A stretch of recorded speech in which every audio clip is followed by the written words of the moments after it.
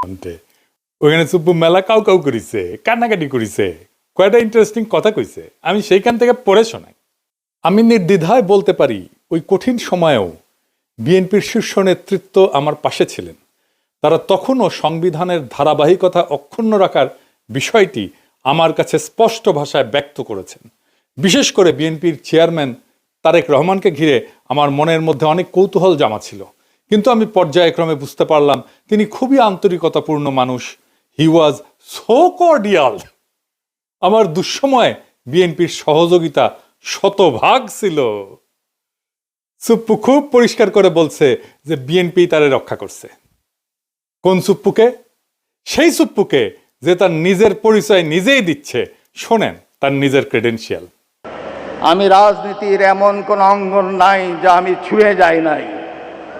আমি বঙ্গবন্ধুর ছোঁয়া পেয়েছি। আমি আমার জীবদ্দশায় পরপর 6 বার বঙ্গবন্ধুর দেখা পেয়েছি। বঙ্গবন্ধু আমাকে নাম ধরে ডেকেছেন, এই চুপ্পু তুই এদিক আয়, এই চুপ্পু তুই মাঠে আয়। আমি বঙ্গবন্ধুর 6 দফার ভাষণ শুনেছি। আব্দুর রব বগা মিয়ার বাড়িতে আমি গিয়েছি, আমার প্রতিবেশী।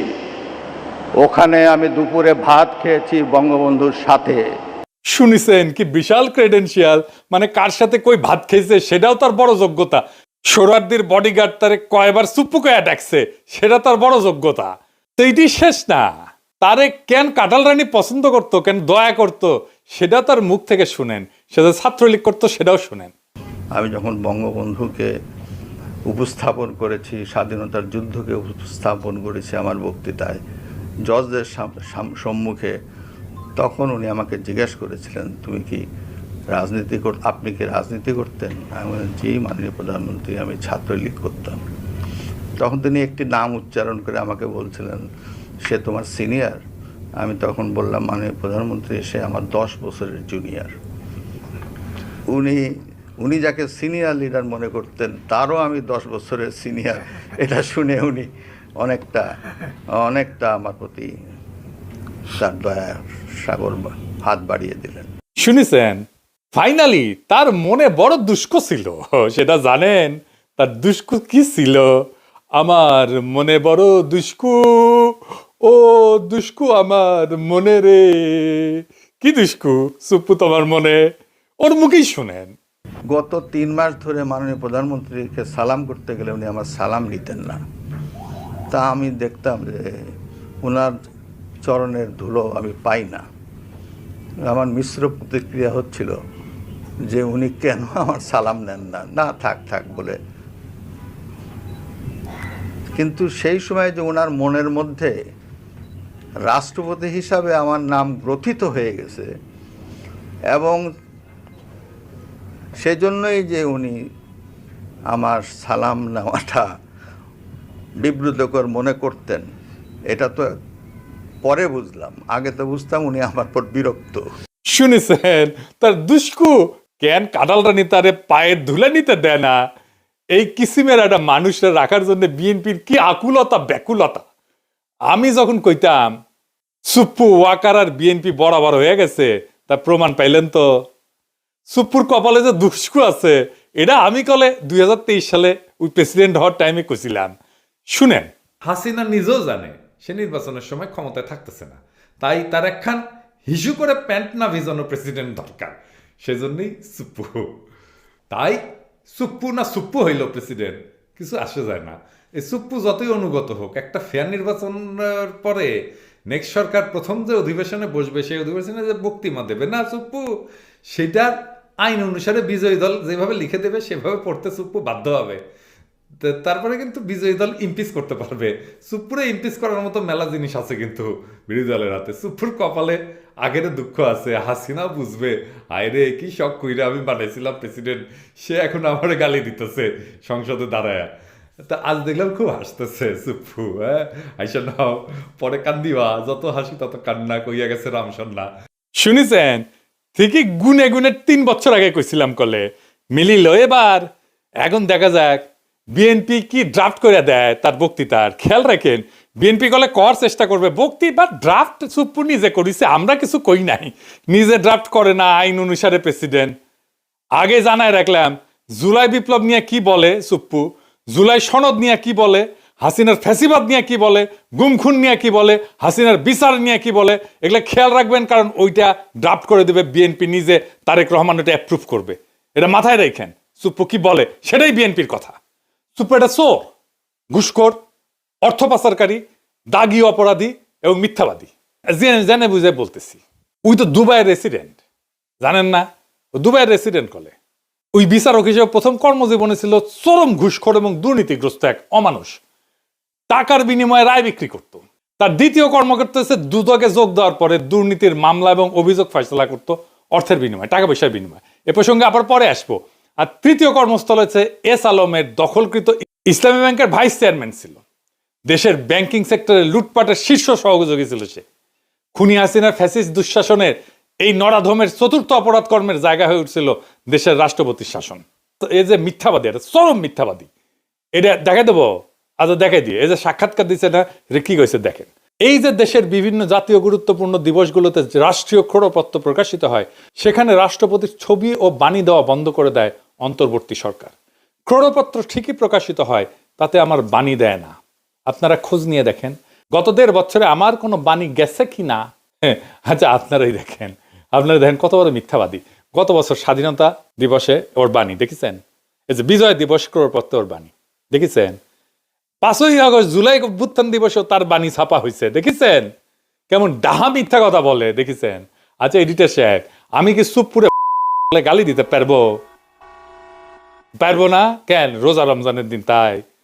ও আচ্ছা ঠিক আছে, আপনার কথা মেনে নিলাম, সুপ্পুরে গালি দিলাম না। এবার আসেন, কাটারানি আমগের দেশে প্রেসিডেন্ট বানিয়েছিল কোন কিসিমের মালকে, আর বিএনপি যার প্রেমে দেওয়ানা সে কেমন মাল সেটা আমরা দেখি।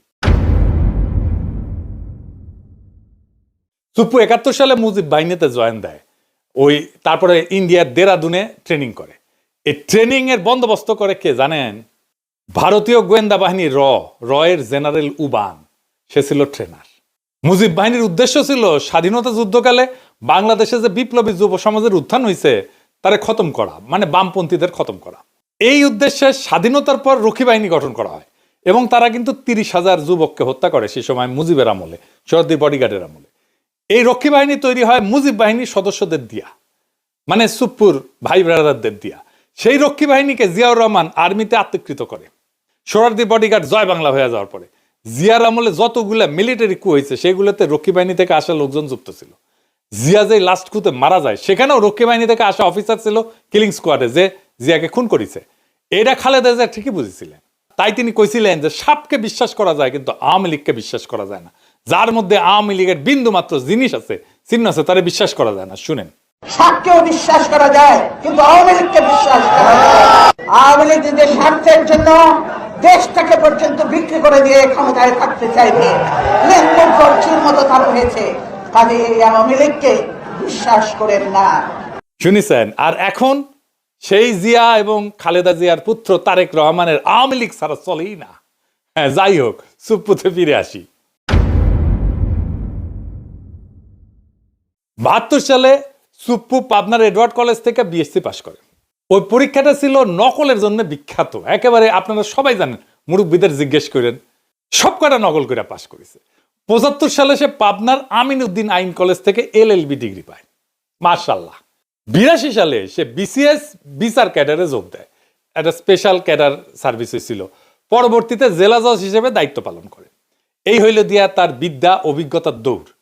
আগে যারা বিচার বিভাগ থেকে রাষ্ট্রপতি হয়েছিলেন তাদের শিক্ষা জীবনের সঙ্গে এই নকল বা সুপ্পুর তুলনা করলে লজ্জায় মাটিতে মিশা যাওয়া ছাড়া আর কোনো উপায় থাকে না।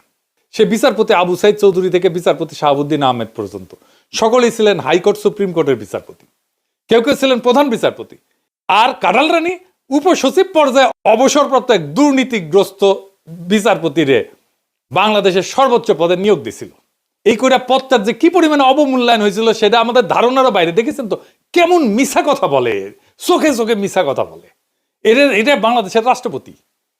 এরকম একটা মিছা কথা বললে তো মিডিয়াতে হইচই পড়ে যেত দুনিয়ার যে কোনো সভ্য দেশে। কিছু হয়েছে এরকম একটা মিছা কথা বলছে। 2001 সালে নির্বাচনে পরাজিত হওয়ার পরে আওয়ামী লীগ অভিযোগ করে যে বিএনপি আওয়ামী লীগ এবং সহযোগী সংগঠনগুলোর নেতাকর্মীদের উপরে হামলা করিচ্ছে। পরবর্তীতে আওয়ামী লীগ যখন ক্ষমতায় আসে 2008 সালে, তখন ওই অভিযোগ তদন্তের একটা কমিশন গঠন করে। সেটার প্রধান হিসেবে শাহাবুদ্দিন সুপ্পুরের নিয়োগ দিছিল কাটালরানী হাসিনা। সে বিএনপির বিরুদ্ধে তদন্ত করেছিল, তদন্ত রিপোর্ট দিছিল। হাসিনা কত ঘনিষ্ঠ, কতখানি ডিপেন্ড করতো দেখেন, তার উপরে ডিপেন্ড করিচ্ছে তারেক রহমান। দেখেছেন? 2011 সালে হাসিনা সুপ্পুকে দুর্নীতি দমন কমিশনের কমিশনার হিসেবে নিয়োগ দেয়। ওইখানে তার প্রধান কাজ ছিল পদ্মা সেতুতে যে বিশ্ব ব্যাংক দুর্নীতির অভিযোগ উত্থাপন করছিল না, সেটা তদন্ত করা। আশ্চর্য হওয়ার কিছু নাই যে হাসিনার পদলেহী সুপ্পু তথাকথিত তদন্ত শেষে দাবি করে বিশ্ব ব্যাংকের অভিযোগ মিথ্যা। এটা নিয়ে আবার সে গব্বও করেছিল। এই ভূমিকার কারণে সে হাসিনার আস্থা এবং বিশ্বাস অর্জন করে। 2011 থেকে 2016 সাল পর্যন্ত যে দুর্নীতি দমন কমিশনের কমিশনার ছিল, ওই সময় বাংলাদেশের দুর্নীতির এত ব্যাপক বিস্তার ঘটে যে হাসিনার পুরা শাসনামলে $234 বিলিয়ন বিদেশে পাচার হয়ে যায়। সুপ্পু এবং তার দুর্নীতি দমন কমিশনের সহকর্মীরা এই অভূতপূর্ব দুর্নীতির ঢাল হিসেবে ব্যবহৃত হয়েছিল। বুঝিসাও, বাংলাদেশ থেকে যে পাচার হয়ে গেছে অর্থ, সেইটা ঢাল ছিল এই সুপ্পু। পরবর্তীতে সুপ্পু এস আলমের মালিকানাধীন ইসলামী ব্যাংকের ভাইস চেয়ারম্যান পদে চাকরি নেয়। প্রেসিডেন্ট পদে মনোনয়ন পাওয়ার আগ পর্যন্ত এই পদেই চাকরি করত। আদানি যেমন মোদির ক্যাশিয়ার, যেমন এস আলমও কাটালরানী হাসিনার ক্যাশিয়ার। জানেন তো এটা? শাহাবুদ্দিন সুপ্পুর নজরদারিতে ইসলামী ব্যাংক জয় বাংলা হয়ে যায়। এবং এস আলমের সাথে আমাদের শিলং সালাউদ্দিনের একটা ঘুটু আছে, জানেন তো? এই জন্য এইটাই হইতেছে আসল ব্যাপার। বুঝিসাও তার সাথে কেন বিএনপির এত সম্পর্ক? এই যে কালের কণ্ঠে সাক্ষাৎকার নিল, ওই একই বসুন্ধরা গ্রুপের দৈনিক বাংলাদেশ প্রতিদিনে 2023 সালের 12 ডিসেম্বর একটা লেখা লিখেছিল উপসম্পাদক হিসেবে। এ সুপ্পু কেন 2024 সালে হাসিনা জরুরি, কেন হাসিনা ক্ষমতা টানতে হবে, সেটা লিখেছে। সে কইছে 2001 থেকে 2006 সাল পর্যন্ত তৎকালীন বিএনপি জামাত সরকারের দুঃশাসন এবং পরবর্তীতে তথাকথিত তত্ত্বাবধায়ক সরকারের কর্তৃত্বে দেশের সমাজ, অর্থনীতি ও রাজনীতিতে যখন অন্ধকার নেমে এসেছিল, ঠিক তখনই প্রায় 3/4 মানুষের সমর্থন নিয়ে ত্রাণকর্তার ভূমিকা অবতীর্ণ হয়েছিলেন বঙ্গবন্ধু কন্যা দেশরত্ন শেখ হাসিনা। 21 শতকে বাংলাদেশের ঘুরে দাঁড়ানো মূলত সেইখান থেকেই শুরু। না এটি শেষ না, আরো আছে, আরো আছে, রান্নাঘরে আরো আছে। সে তারেক রহমান খালেদা জিয়ার নিয়ে কি বলেছিল, আসেন সেটা ওর পড়তেছি। সে খালেদা জিয়া তারেক রহমানকে নিয়ে কইছিল, সভা সমাবেশে আওয়ামী লীগ বিএনপি হাক ডাক যাই হোক, নির্বাচন নিয়ে নিকট অতীতের সবচেয়ে সুন্দর মন্তব্যটি করেছেন আওয়ামী লীগ সভানেত্রী প্রধানমন্ত্রী শেখ হাসিনা। তার ভাষায়, দেশের মানুষ বিএনপির সময় কি পেয়েছে আর আওয়ামী লীগের সময় কি পেয়েছে সেটার তুলনা করতে হবে। জনগণ কাকে ভোট দেবে, আওয়ামী লীগের বাইরে আর কে আছে? কারা, কেন, কি কারণে, কোন সুখের স্বপ্নে, কোন আশায় বিএনপিকে ভোট দেবে? ভোটের হিসাব নিকাশ যদি বাদও দেওয়া হয় এবং বিএনপি দ্বাদশ জাতীয় সংসদ নির্বাচনে অংশও নেয়, তাহলে তাদের দলের প্রতিনিধিত্ব করবেন কে? একদিকে একজন এতিমের টাকা আত্মসাৎ করে দুর্নীতির দায় সাজাপ্রাপ্ত, মানে খালেদা জিয়ার কথা কইছে, অন্যজন 21শে আগস্ট গ্রেনেড হামলা, 10 ট্রাক অস্ত্র মামলার সাজাপ্রাপ্ত আসামি হয়ে দেশান্তরে। সম্প্রতি তার বিরুদ্ধে গ্রেপ্তারি পরোয়ানাও জারি হয়েছে। দেখিসাও কি প্রেম! তারেক রহমান তো প্রেমের দেওয়ানা সুপ্পুর, কিন্তু সুপ্পুর কেমন প্রেম সেটা দেখিসাও। বড় প্রেম তো কাছেও টানে না, দূরেও ঠেলিয়া দেয়। এই সুপ্পুরের নিয়ে প্রেম কেন বিএনপির এত? আমরা যখন সুপ্পুর অপসারণ চাইতেছি, সেই টাইমে তারেক রহমানের সাথে আমার একটা মিটিং হয় জুমে। আমি তারেক রহমানকে বলছিলাম যে সরাসরি আপনারা তো সুপ্পুকে ডিফেন্ড করতেছেন, কেন করতেছেন? তো উনি বলছিলেন, দেখেন দাদা, উনি আমাদের দাদা বলেই ডাকতেন, আপনি যেমন দেশে ফিরতে চান, আমিও ফিরতে চাই, আমার মেয়েটাও দেশে ফিরতে চায়, ও ছোটবেলায় চলে আসছে। প্রেসিডেন্ট অপসারিত হলে আমার সেই দেশে ফেরাটা ঝুঁকিতে পড়বে। আমি অন রেকর্ড বলতেছি, এই কথাই উনি আমাকে বলছিলেন। আমি বললাম যে আমি তো বুঝলাম না, আমি ওনারে ভাইয়া বলি, আমি তো বুঝলাম না, মানে আপনার কেন দেশে আছে ঝুঁকিতে পড়বে? তাই আবারও জিজ্ঞেস করলাম যে আমি যখন বুঝলাম না দেশে ফেরাটা কেন ঝুঁকিতে পড়বে। উনি বললেন যে বিস্তারিত বলবো না দাদা, কিন্তু আমি কনভিন্স যে এটাতে সমস্যা হবে। তো সমস্যাটা কি? সমস্যা হচ্ছে যে দেশ বদলায় যাইতেছিল, দেশটাকে আগের অবস্থায় ফিরাই নিতে হবে। সেই আগের বন্দোবস্তে দেশ সেই আগের বন্দোবস্তে ফিরে যাইতেছে। আওয়ামী লীগের অফিস খুলতেছে, ইনকিলাব আজাদি, এই সমস্ত শব্দ নিয়ে বিএনপির নেতার মধ্যে দেশ চুলকানি শুরু হয়েছে। ফুন্দের আলো দিল স্টার আবার আগের চেয়ারে ফিরে এসেছে, এমনকি তারা লেখা ছাপাইতেছে ইনকিলাব আজাদি কেন আমাদের বলা উচিত না। এই নিয়ে যে ইনকিলাব জিন্দাবাদ স্লোগান বিএনপি নিজে দিছে, সে বিএনপি এখন সেটারে ডিজোন করতেছে। দেখিছে 4 আগস্ট সে ইনকিলাব জিন্দাবাদ স্লোগান দিয়া ফেসবুকে পোস্ট দেয়, আর এখন তার ইনকিলাবে চুলকানি হয়, রক্তক্ষরণ হয় নাকি? কোনটি থেকে রক্তক্ষরণ হয়? এত কিছু হইতেছে আওয়ামী লীগের সাথে বিএনপির যোগাযোগের মাধ্যমকে। সুপ্পুই ছিল মিডিয়াম অফ কমিউনিকেশন, সেই বাংলাদেশ ইন্ডিয়ান এস্টাবলিশমেন্টের সবচেয়ে বিশ্বস্ত লোক, তাই তাকে দরকার ছিল বিএনপির। বাংলাদেশে মুজিব বাহিনী হইতেছে ইন্ডিয়ার সবচেয়ে বড় স্ট্র্যাটেজিক অ্যাসেট। সুপ্পু মুজিব বাহিনীর সদস্য হিসেবে ইন্ডিয়ার সবচেয়ে বড় স্ট্র্যাটেজিক অ্যাসেট, এবং তার মাধ্যমে এই সমস্ত ঘুটু হয়েছে। কারণ একটাই, সে পুরনো বন্দোবস্ত, পুরনো লুটপাটের জামানা আবার ফিরে আসতেছে। ওটা ফিরে আনাটাই ছিল আসলে বাংলার লুথার কিং এর প্ল্যান। এই কথাটা খুব স্পষ্টভাবে হাদি বলছিল। প্রফেসর ইউনূসের সরকার আর বিএনপি কেমনে জুলাইয়ের সাথে গাদ্দারির রাস্তা তৈরি করছিল, শোনেন। আমি আপনাদেরকে বলে রাখি, যদি আওয়ামী লীগ কোনোদিন এই গণহত্যাকারীরা দেশে ফিরে আসতে চায় বা আসার কোনো অবস্থাও তৈরি হয়, তার দুইটা দায় সমানকে, দুইজনকে নিতে হবে। রাজনৈতিক দল হিসেবে সবার আগে তার দায় নিতে হবে বিএনপিকে। বিএনপির এই ব্লান্ডারের কারণে এই দেশে আওয়ামী লীগের আসার পরিস্থিতি তৈরি হবে। আর দ্বিতীয়ত, এই সুশীল এনজিওবাদী সরকার যে না পুলিশ সংস্কার করে, সে না পুলিশ নিয়োগ দেয়, না গ্রেপ্তার করে, না সে রুল করে, না সে কুইট করে, সে কিচ্ছু করে না, সে শুধু ফেসবুকে পোস্ট দেয়। শুনেছেন তো, এবার বুঝেছেন তো কেন হাদিরে মরতে হয়, কেন হাদিরে শহীদ হইতে হয়, বুঝেছেন? বিপ্লব এভাবে ব্যাহত হইয়া যায়। এখন প্রশ্ন করতে পারেন, আমরা কি এতদিন মিসাই লড়াই করলাম? এত ছাত্র জনতা কি হুদাই জীবন দিল, রক্ত দিল? পৃথিবীতে কোনো রক্তই বৃথা যায় না, কোনো হাহাকার, কোনো কান্না চাপা পড়ে না। মজলুমের আর্তনাদ কোনোদিন বাতাসে মিশে যায় না, মজলুমের আর্তনাদ কোনোদিন পাথরের নিচে চাপা পড়ে থাকে না। 24-এর বর্ষা বিপ্লব একটা পুরা জেনারেশনকে পাল্টাই দিছে, তার মন মানসিকতা, তার চেতনাকে পাল্টাই দিছে। এই বদলটা বাংলাদেশের চেতনা থেকে কোনোদিন মুছে যাবে না। জুলাইয়ের সাথে গাদ্দারি করে বাংলাদেশে কেউ ক্ষমতায় থাকতে পারবে না, বিএনপিও না। কারণ জুলাই জিন্দা আছে, বিপ্লব জিন্দা আছে, শহীদেরা জিন্দা আছে। জুলাইয়ের সাথে গাদ্দারি করলে আবারও রাস্তায় নেমে আসবে আরো একবার সেই রুহানি প্লাবন, বাতিল রে ভাষায় নিয়ে যাবে আরো একবার।